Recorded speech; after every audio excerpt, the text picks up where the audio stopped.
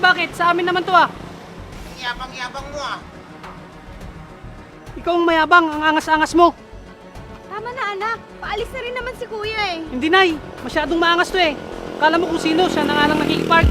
Tama na, nakakaya sa mga kapitbahay. Pagsabihan mo tong anak mo ah. Akala mo pati kalsada pag-aari niya.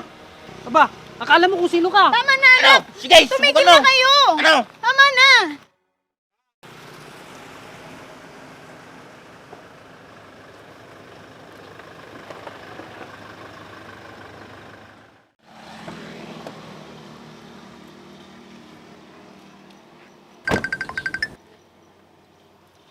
Malapit na ako sa inyo.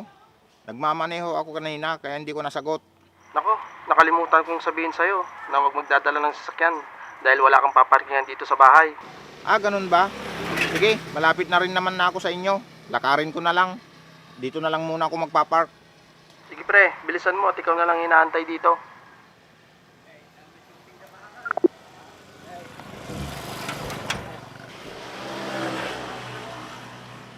Tao po. Tao po. Wala namang tao. Dito na lang muna ako siguro magpapark na sasakyan. Hindi naman ako magtatagal.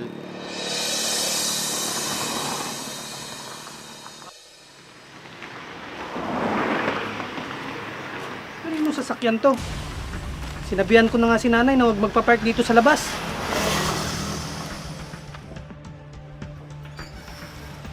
Nay, O bakit anak? kilala mo ba kung sino nagpark dyan sa tapat natin? Naku, hindi anak. Naglalaba kasi ako sa likod kanina. Paano ako paparada niyan mamaya? Baka mamaya, aalis na din yan. Paano kung hindi umalis yan hanggang mamaya? Doon ka muna kay tita mo makiparada anak. Anong oras mo ba kukunin sa kasa yung sasakyan mo? Mamayang hapon. Siguro naman hindi magtatagal yung sasakyan dyan sa tapat natin. Paano ka nakakasigurado dyan, Nay? Na hindi mo nga alam kung sinong pumarada dyan? Hayaan mo na anak. Itatanong ko na lang sa mga kapitbahay kung nakita nila kung sino yung driver dyan sa sasakyan sa labas. Sige, Nay. Pasuyo na lang. Dapat kasi naglalagay tayo dyan ng no parking para walang nakikiparada na kung sino-sino. Sige, sasabihin ko sa tatay mo na pagawan ka kay Mang Romeo. Dati ko pa kasi sinasabi sa'yo yan, Nay. Lagi ko kasi nakakalimutan anak. Pasensya ka na. Mamaya sabihin mo na kay tatay ha, para makapagpagawa siya kaagad. Sige anak. Sige, Nay. I-idlip muna ako. Pagising na lang ako mamayang tanghali. Sige.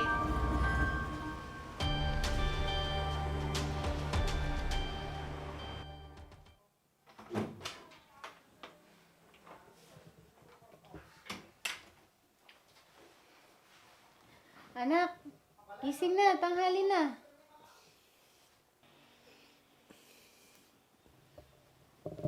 Anong oras na ba, Nay? Alauna na anak. Umalis na ba yung nakaparada dyan sa tapat natin? Naku anak, nandyan pa rin. Tinanong ko na sa mga kapitbahay. Kaso hindi daw nila napansin. Ano ba yan? Grabe naman yung nakipark na yan. Kanina umaga pa yan ha. Kaya nga anak, dun ka muna kina tita mo makipark. Hindi naman kasi natin alam kung anong oras darating yung driver sa sasakyan. Sige, Nay. Tatawagan ko muna si tita. Baka meron din kasing nakapark sa tapat nila. Ako na lang tatawag sa tita mo. Mananghalian ka muna anak. Sige, Nay. Pasuyo na lang po. Sige anak, ipaghahanda mo na kita ng pagkain. Sige, Nay. Salamat.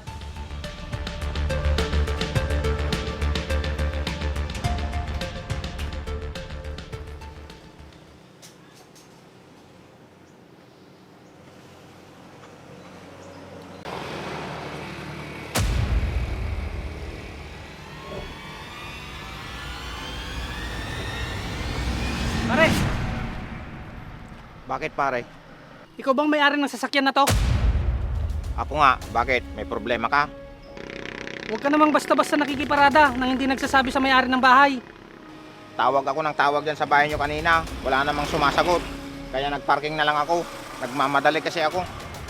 Nandiyan ang nanay ko sa loob. Wala naman daw siyang narinig kanina. Hindi ko nakasalanan yun. Tumawag naman ako kanina para magpaalam. Walang sumasagot. Baka naman kasi yung boses mo kanina, ikaw lang ang nakakarinig kaya hindi narinig ng nanay ko. May problema ba pare? Saglit na oras lang naman ako nakiparada. Saglit ba yon? Kaninang umaga ka pa dyan nakapark sa tapat namin. Ano naman kung nagpark ako dito? Bakit? Pag-aari mo ba tong harap nyo? Hindi.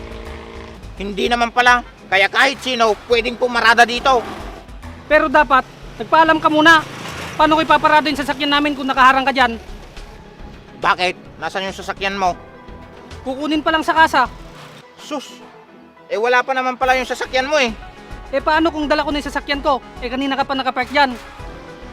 Ang babaw ng problema mo, pare. Hindi mo naman dala yung sasakyan mo kanina eh.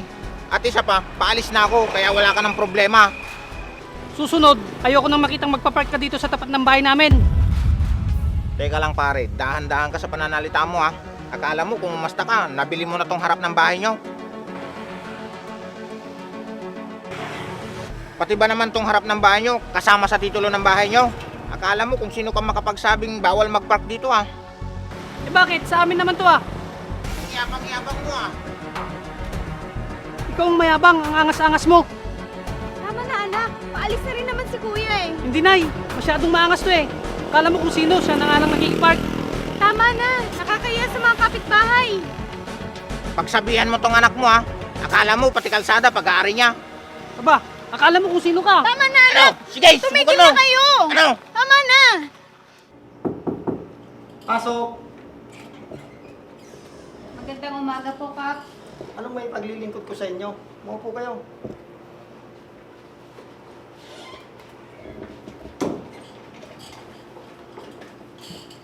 Ano po bang nangyari? Ito kasi Kap, masyadong maangas. Nakikipark na nga lang sa harap ng bahay namin. Siya pang mayabang. Ako pang mayabang? Ikaw nga, akala mo kung umasta, nabili mo na yung kalsada. Tumigil nga kayong dalawa. Kaya nga tayo nandito para magkaayos na. Oo nga naman, tama si nanay.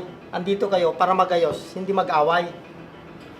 Ito kasi Kap, basta-basta na lang nagpapark sa harap namin. Hindi man lang nagpapaalam. Nagpaalam naman ako, kaso walang tao. Nagmamadali ako, kaya doon na ako nagparking. Yun naman pala eh. Bakit wala bang tao sa inyo, Jacob? Meron po Kap, nandun si nanay sa bahay. Kaya lang nasa likod siya naglalaba.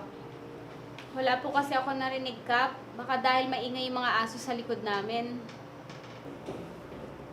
Pasensya na, akala ko kasi hindi rin ako magtatagal.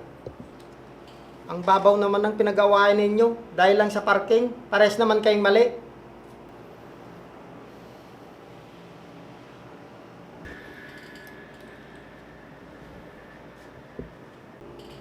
Kaya mas mabuti, ayusin nyo na dito sa loob ng barangay. Ano, Jacob? Makipag-ayos ka na. Nakakahiya naman kay Kapitan. Pasensya ka na pare. Pasensya ka na rin pare. Hayaan mo, sa susunod, hindi na ako basta-basta magpaparking sa harap nyo. Ayos lang yun pare. Nadala lang din ako ng init ng ulo ko kaya kung ano-ano nang nasabi ko sa'yo. O, ayan. Nagkaayos na kayong dalawa. Pinapairal nyo kasi init ng ulo. Pwede naman kayo mag-usap ng mahinahon. Tama. Walang magandang may dudulot kung unahin ang init ng ulo. Sige, magkamayan na kayo para matapos na.